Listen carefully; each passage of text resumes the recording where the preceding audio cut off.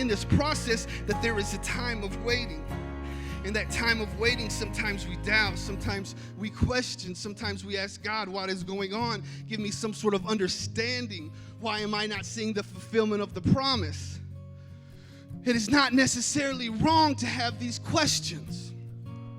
It is not wrong to ask God what is going on.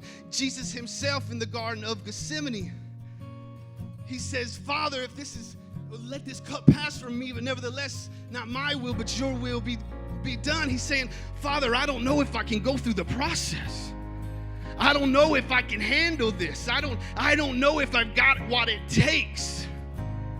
But nevertheless, your will, not my will, be done. Jesus is hanging on the cross with nails through his hands and nails through his feet, and he cries out, Father, why have you forsaken me? He is in the midst of his process, and he begins to question, God, why am I in the middle of this?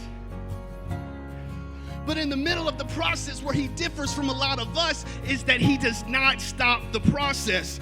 To Pilate, he says, you do not take my life, I give my life freely. The Bible also says that any time he could have called 10,000 angels down to take him off of the cross. He did not do it because he knew that if you stop the process, you stop the promise. Your healing, because you were obedient. Your freedom, because you were obedient. The anointing, because you were obedient. Our obedience does not earn us anything. But what obedience does is it puts us in a position to receive. David first says, God, you remember what you said to me. And then he says, God, remember that I'm living this out as best that I can. And that's the question I pose to you.